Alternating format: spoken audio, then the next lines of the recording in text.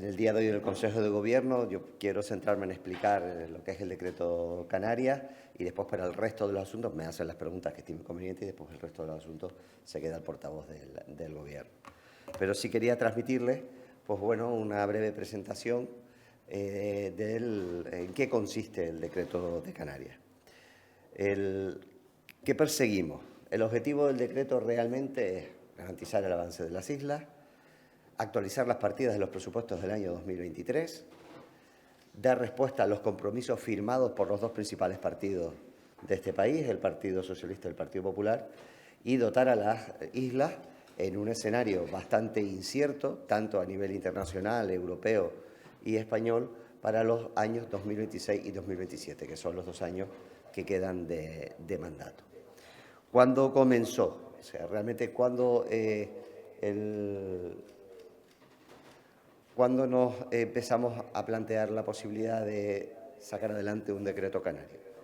Bueno, a la vista de que llegaba el año 2025 y ya nos había pasado el año 2024, las partidas prorrogadas del presupuesto 23 no llegaron a finales del 2024 y no todas. Por ejemplo, el POSEI adicional para los agricultores pues no llegaba y no llegó, de hecho lo tuvimos que poner nosotros. Pues el 18 de agosto, que me reuní con el presidente Sánchez en Lanzarote, en el periodo de sus vacaciones, pues le transmití, presidente, no puede ocurrir lo mismo otra vez que el 24, a lo que él me transmitió, oye, tenemos muchas dificultades porque la mayoría parlamentaria es bastante frágil y nos vemos en la imposibilidad de, en algunas ocasiones, dar cumplimiento, de sacar adelante un presupuesto o de sacar adelante los compromisos que firmamos contigo. Bueno, pues en ese momento digo, como la Agenda Canaria en su momento, para la investidura fallida del señor Feijóo, se firmó por el Partido Popular y como la Agenda Canaria se firmó en tu investidura, nosotros vamos a darle un texto legal, un decreto, al igual que se tuvo que hacer con el de La Palma, y empezamos a trabajar, aunque finalmente a finales del 25 solo se aprobó el de La Palma, como ustedes bien saben, pues vamos a dar un decreto que va a contar con la mayoría parlamentaria más que suficiente, sobradamente, estaríamos en torno a los 260 y pico diputados, al menos de los 350, para darle luz, en este caso, a los compromisos adquiridos por el Gobierno de España con Canarias. A partir de ahí, aquí tiene un cronograma en el que, bueno, pues ven cómo empezamos el 12 de noviembre del 25, en enero, hasta el día de hoy. Hemos dividido el decreto en 4 capítulos con medidas concretas. Hay unas 50 medidas, hay 35 artículos, 12 disposiciones adicionales y 3 finales, y recoge absolutamente todos los compromisos que adquirió el Estado o Pedro Sánchez con nosotros a la firma de la Agenda Canaria y en su momento también el Partido Popular. En el capítulo 1, que lo hemos titulado Recuperación Social y Económica, tenemos medidas con el empleo, la conectividad, La Palma y las Islas Verdes. Por ejemplo, consolidamos los 45 millones de euros del Plan Integral de Empleo que están en los presupuestos prorrogados desde el 2023, pero que todos los años llegan al final y lastramos porque al final se tiene que actuar muy rápido, lo tenemos que mandar a los ayuntamientos, en fin, dificultades. 42 millones para las infraestructuras educativas de formación profesional, un plan de empleo juvenil. En materia de conectividad, garantizamos la gratuidad del transporte terrestre. La realidad es que siempre estamos pendientes de si llega o no llega o de colar en algún decreto. La gratuidad del transporte terrestre creo que ha sido una magnífica medida que ha ayudado no solo a que el transporte colectivo sea más usado, sino también, obviamente, pues ha sido un alivio de una carga económica para las familias. La bonificación al transporte marítimo, que es el 50%, y ahora hasta llegar al 75% lo está asumiendo el Gobierno de Canarias, o las declaraciones de conectividad, como puede ser de La Gomera, La Palma y El Hierro. En materia de La Palma, volvemos a lo de siempre. En el año 2025, en el decreto, el 60% de bonificación del IRPF quedó en el decreto que se elaboró, pero sin embargo, 1 de enero del 2026, al no hacerse para el 26 y el 27, que es lo que ha acordado, pues los ciudadanos con la nómina no tienen el incremento retributivo mensual y van a tener que esperar a la devolución de la renta. El plan de empleo de La Palma que está, o los 100 millones, además de a los ayuntamientos y cabildos afectados, los 3 municipios de La Palma, Tazacorte, Los Llanos y El Paso, más el Cabildo, pues poder exonerarlos del cumplimiento de las reglas fiscales para poder sacar adelante las infraestructuras que tienen que hacer, o las medidas que pusimos en las Islas Verdes. En el capítulo 2 nos centramos en los más vulnerables, ayudas y compensaciones.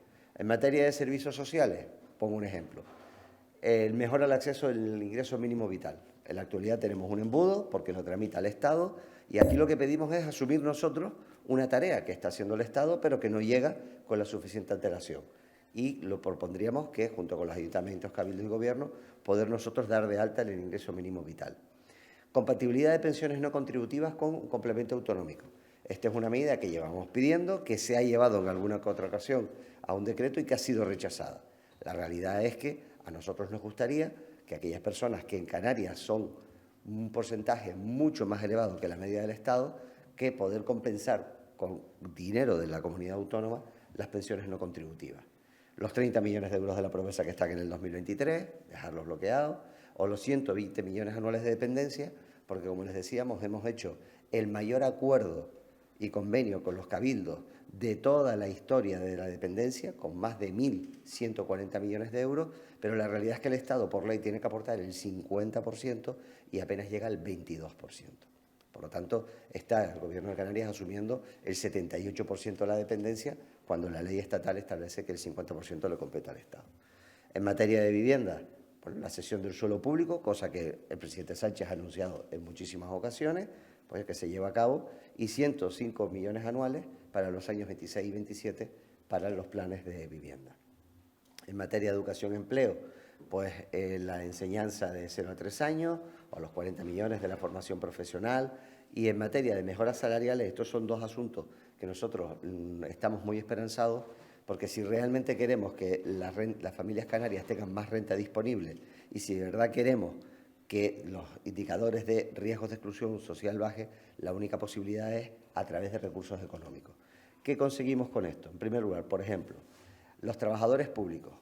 Hay categorías de trabajadores públicos que están cobrando por debajo del 150% del salario mínimo interprofesional. Pues la posibilidad de que las corporaciones públicas, ayuntamientos, cabildo o el propio gobierno, a la subida del sueldo que ya tienen se le pueda adicionar un 2% más. Eso no le costaría un euro al Estado, sería a cargo de la Administración Pública que lo hiciese. Y en el caso de la bonificación a las cuotas patronales, para las contingencias comunes, aquellas empresas que paguen sobre convenio. Pongo un ejemplo. Si un empresario, si por la categoría de periodista, que son ustedes, un empresario dice, oye, yo quiero pagar sobre convenio, tiene que pagar el sueldo más al trabajador, pero además, como cotiza más, tiene que pagar una cuota mayor patronal a la Seguridad Social. ¿Qué es lo que pedimos nosotros? Una bonificación. La Seguridad Social no tiene ningún quebranto porque no tiene que pagar nada y el empresario no tiene una penalización a la hora de subir el sueldo a sus trabajadores y, bueno, pues de ahí pueden salir manuales de buenas prácticas porque lo que buscamos es que al final el trabajo sea serio, digno, pero también mejor retribuido. Capítulos 3 y 4. Aquí lo que buscamos es las compensaciones del Estado a la lejanía y la insularidad de Canarias. Está en la otra periferia, nosotros tenemos el estudio hecho, estamos hablando de sobrecostes sanitarios, agua desalada, obras hidráulicas o energía, son partidas que están en los presupuestos del 2023. En agricultura, por ejemplo, no podemos tener al sector primario pendiente de si el Estado aporta o no los 17 o 18 millones de euros del POSEI adicional. Porque además con las reglas fiscales a nosotros nos va a ser imposible seguir pagándolo. Pues en este sentido lo que hacemos es blindar ese POSEI adicional, que es un compromiso que está en la Agenda Canaria, o los 2 millones de euros, por ejemplo, para la erradicación y el control de plagas. Y en materias de infraestructura, bueno, pues los convenios de costas, carreteras, convenios de carreteras con la licitación, los más de 400 millones de euros que sacamos a licitación a principios de este año, automáticamente ya tenemos todo el gasto del convenio de carreteras comprometido. Tenemos mucha obra, tenemos mucha necesidad de obras que mejoren la movilidad en las islas, pero se acabó el crédito. ¿Que nos ponemos a negociar un nuevo convenio de carretera? Lo más fácil es darle una continuidad y poner los recursos económicos, ¿no?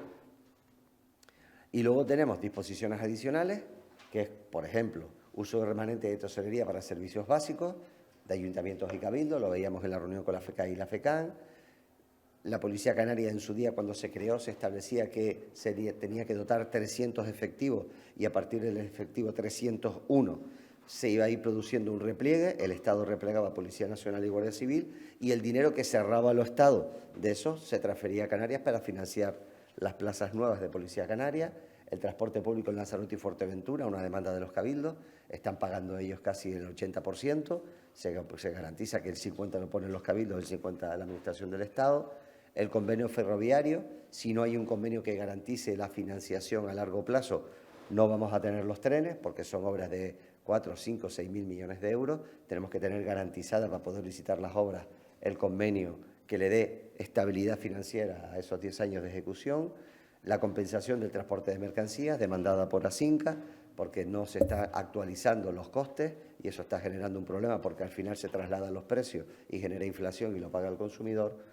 O en este caso, para que no ocurra como pasó con la cumbre de Marruecos o la relación bilateral con Marruecos, al final pues Canarias se queda excluida. Todos aquellos asuntos y negociaciones internacionales no queremos tener voto, pero sí queremos estar presentes. Pues si se habla en materia de migración con Marruecos o con el Senegal o cualquier tipo de otro acuerdo. En definitiva, como les decía, lo que hemos hecho desde el Gobierno de Canarias es posibilitar con el instrumento jurídico de un decreto ley, un real decreto ley, posibilitar el cumplimiento de los acuerdos del presidente Sánchez y del Gobierno del Partido Socialista con Canarias, con un texto elaborado por los servicios jurídicos, serio, riguroso, solvente y que sale con aproximadamente 140 votos. Este es un documento del Gobierno de Canarias.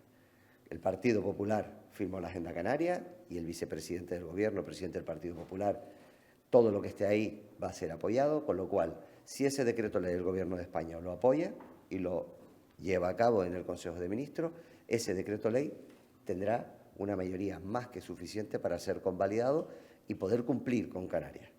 Ahora mismo, si se quiere cumplir con Canarias, tienen el instrumento y los votos. Si lo que se quieren es buscar excusas para no cumplir con Canarias, excusas que no encontramos cuando se tiene que cumplir con otros territorios, pues será que el Gobierno de España no quiere cumplir con Canarias y que lo firmado no lo quiere llevar a cabo y lo que está buscando es excusas. Pero a día de hoy tienen el documento y los votos. Ya es una cuestión de llevarlo y aprobarlo y abrir la negociación. Somos conscientes que este es un documento que tendrá que ser negociado con el Estado. Hoy lo hemos aprobado, mañana el Consejo Asesor tendrá conocimiento también, igual que la FECAI y la FECAN, lo mandaremos al Parlamento, pero nosotros a partir de mañana yo le solicitaré una reunión a la vicepresidenta del Gobierno de España para finales de febrero poder ya, con la comunicación y el debate que haya tenido lugar en el Parlamento de Canarias, poder llegar a sentarnos a negociarlo. La FECAI se reunió hoy, pero la FECAI tiene 10 días para aportar. La FECAI no ha hecho ahora todavía ni una sola aportación. Tendrán 10 días. El documento es un documento vivo y a lo largo de la negociación se va a poder aceptar, mejorar o corregir. Seguramente el Estado querrá decir que unas cosas sí, otras no, una de manera, otra de otra. Es un documento a negociar. En definitiva, lo que nosotros estamos posibilitando de manera proactiva, este no es un decreto que vaya contra nadie, no es un decreto que va contra ningún gobierno, es un decreto que va a favor de Canarias.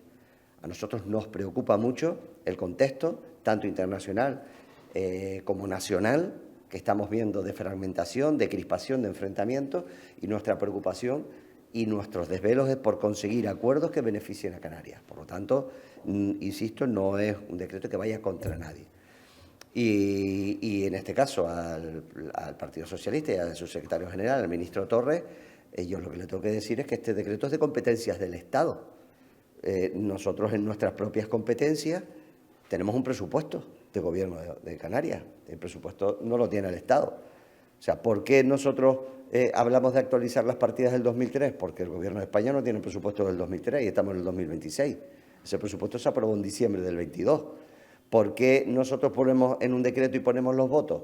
Pues porque no nos han transferido los recursos económicos o no los transfieren a final de año o en algunos casos no nos los transfieren como el POSEI adicional. Entonces, si nosotros queremos tomar medidas que están en la Agenda Canaria, todas y cada una de ellas en la Agenda Canaria, pues lo que nosotros estamos posibilitándole al Gobierno de España, que no tiene los votos, Le estamos dando los votos y el texto. Y por otro lado, a mí me gustaría que dijesen exactamente qué artículo del decreto no está en la Agenda Canaria, ni en el Estatuto, ni en el presupuesto del 23. Que digan exactamente qué artículo no está. Y si no está, si están de acuerdo o no. Todos los artículos de este decreto están en la Agenda Canaria, en el Estatuto de Autonomía, que también lo votó el Partido Socialista y el Partido Popular, y en el presupuesto del 2023. Lo que hemos tenido que poner del presupuesto no es porque es un invento. Lo hemos tenido que poner porque no hay presupuesto del Gobierno de España. Entonces, a mí con sinceridad me parece hasta un punto infantil de no, hazlo tú con un decreto. No, ya nosotros estamos gobernando con aciertos y con errores. Nosotros hemos aprobado los 3 presupuestos del 24, 25 y 26.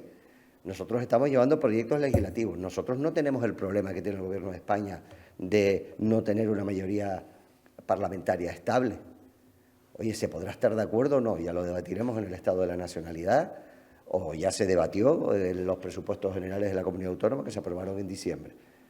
Pero es que aquí ni siquiera hay borrador de proyectos de presupuesto. Entonces creo que son circunstancias muy distintas. Yo les solicitaría al Partido Socialista y a Nueva Canarias que, insisto, esto no va ni contra ellos ni contra el Gobierno de España, va a favor de Canarias. Yo creo que la imagen que trasladamos, si hay unidad respecto a estos asuntos que creo que son importantes para mejorar la calidad de vida de las personas, pues si nosotros mostramos unidad, pues Canarias triunfará, no va a castigar al Gobierno ni a Fernando Clavijo. O sea, si no se aprueban estas medidas, a quien castiga es a los más vulnerables, a los trabajadores, a Canarias en general, ¿no? Entonces, independientemente de que se está abriendo una negociación con el Estado, lo ideal es que esa negociación con el Estado se abra desde una posición de unidad en Canarias, en la que estamos de acuerdo en todo, en un 80%, en un 40%, pero que somos capaces de ponernos de acuerdo, porque de lo contrario es tratar de traer toda esa crispación, ese enfrentamiento y esa política estéril a Canarias. Y si por algo hemos luchado en estos años, es que ese ambiente tóxico no llega a Canarias. Asuntos también aprobados en el Consejo de Gobierno de hoy, como han sido el primero, elevar al Consejo Consultivo el decreto para la regulación de la Escuela Canaria del Deporte. Como saben, este era uno de los importantes desarrollos que llevaba aparejada la Ley de la Actividad Física y el Deporte en Canarias, que se aprobó estableciendo la necesidad de dotar de un recurso como este instrumento público para la formación de personal técnico deportivo fuera de la enseñanza reglada. Así, la Escuela Canaria del Deporte se encargará de promover, planificar y coordinar de formación de técnicos deportivos, especialmente a aquellas modalidades que por su particularidad resultan más complejas de abordar en el ámbito educativo.